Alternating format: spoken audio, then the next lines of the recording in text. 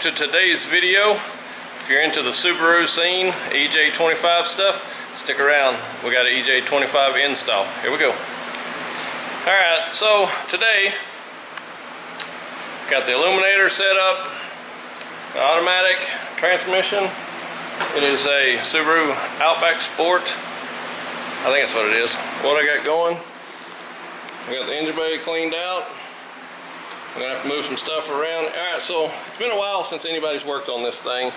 So we're gonna have to like untwist hoses and a lot of different stuff, get it all pulled out in the open. So before you start, you kind of want to set yourself up so you're not creating issues. So, you know, like you got your transmission lines down out of the way, your battery wires and stuff. I'm gonna have to move the AC pump and stuff back a little bit. And just get all the vacuums and water lines kind of just tucked back out of the way, so when you set the engine, and you can see the torque converter is actually sitting on the frame. So I got to jack the transmission up, set the motor in. I've got the motor rendered at such an angle where I'm going to pull the flywheel bolts off, change the rear seal. So I changed the rear seal. I don't have the front seal for the transmission. I'm going to pull the torque converter out and look at it. If it looks like it may need it, we'll probably go ahead and change it. It's hot in here. It's just as hot outside, except there's more sunlight. I've got fans on, so excuse the fans. But all right, here we go. That's what we're working on today. All right, so forever I've had the trusty Hitachi Impact. Had it forever, as far as I can remember. Well, I was at the Harbor Freight and I grabbed a Hercules set. I got a Sawzall and some other stuff. Sounds a little more torqueier. We're going to see if it helps on getting the, I guess, flex plate you would call it. It's not a flywheel, it's a flex plate. Getting the flex plate taken off of the motor, and we'll see what the difference is in them, see if it's worth the money. It's actually not that expensive, so, and I like using any kind of cordless tools or Sawzalls or anything like that. Air's okay. You just, a lot of places you can't use air, like at the track, and in here, like if you're dragging a hose around, you've constantly got it wrapped around stuff. With the impacts, with the battery chargers, keep a battery charged, you know, it's accessible. But I did go ahead and get the 5 amp hour battery for the Hercules, so maybe at the track we won't have to worry about trying to charge it. You know, I'd say it lasts a day. So, all right, here we go. So I don't know what the torque specs, the number that them call for, but we're gonna try just to see if we can see a difference in our trusty Hitachi. And this is a 18 volt, so we'll see.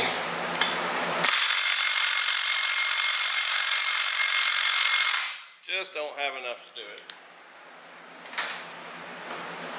Alright, so we're going to use our 20 volt, and maybe neither one of them may do it, but we'll go to a different bolt so we're not cheating. And well, ladies and gentlemen, that's the difference in the 18 volt Hitachi. And just for educational purposes, we'll do a different one with the Hitachi.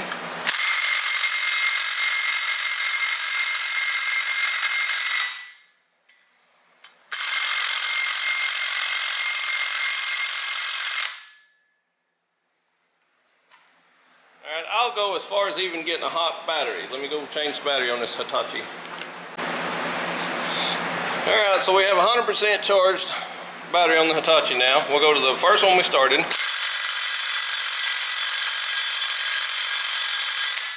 Just doesn't have the pizzazz. Go back to the Hercules. Still the same battery.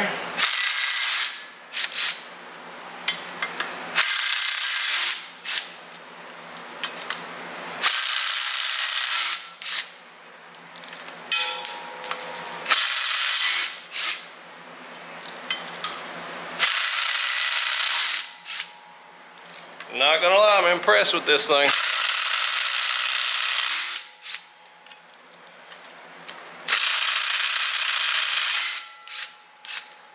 It's pretty impressive, and that's the Hercules 20 volt impact 3/8 drive. Well, it's actually not the 3/8 drive, it's the one with the little chuck on it. So the idea here, we want to get this flex plate off and see if there's any kind of leaking around that seal before we decide to change it. I've got a seal. First thing you want to do on anything like this, make sure if there's a dowel, any kind of marks, anything, doesn't look like it. There's no crank sensor on this thing or anything, so shouldn't really matter.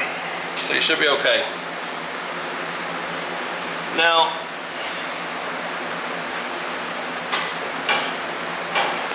at first glance, it doesn't seem to be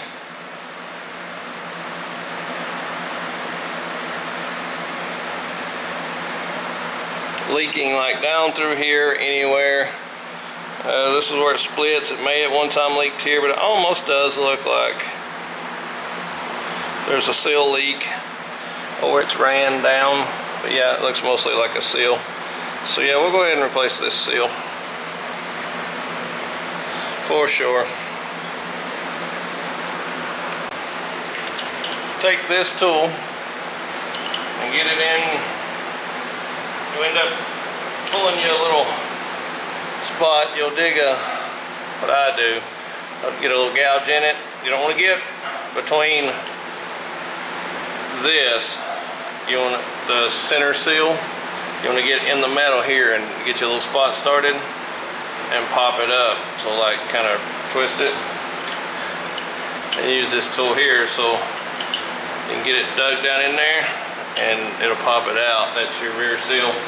And so you want to inspect everything, make sure there's no debris in here, check everything out. Everything looks good.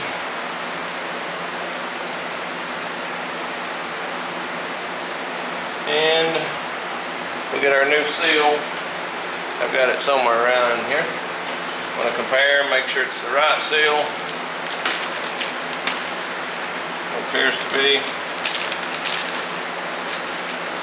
And most of the time, these seals, they just get harder on the inside here and wore down where this thing's been spinning.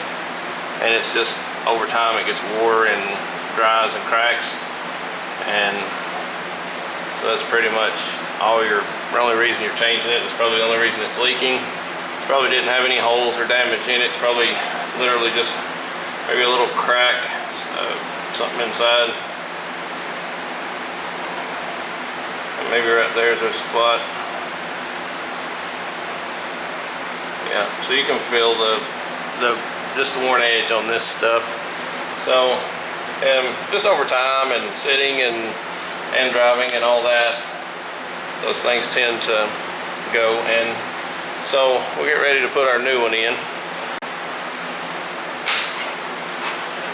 Alright, so these things can be a bit of a pain. So what I do is I take grease and put on the inside and get it started.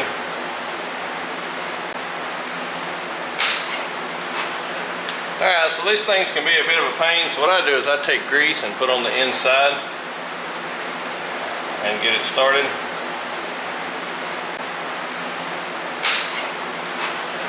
Alright, so these things can be a bit of a pain. So what I do is I take grease and put on the inside and get it started. Well, my rubber hammer's definitely seen better days. I'm about to do another one, so you just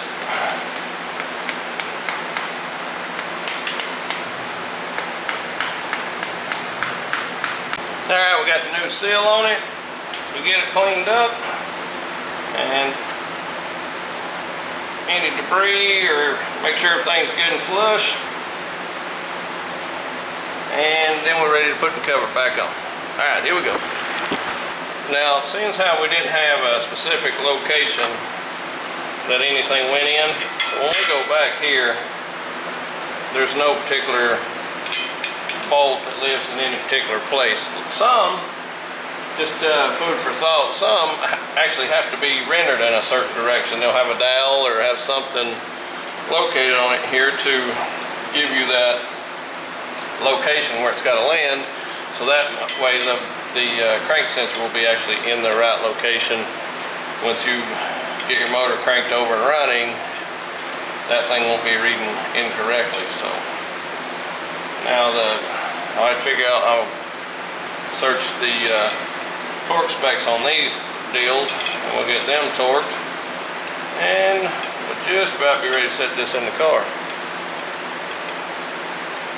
I do have to jack the transmission up because when you turn those loose, the transmission tends to want to tilt down, and I'll have to reset the torque converter and get it ready. But these, you want to do them in a star pattern when you torque them.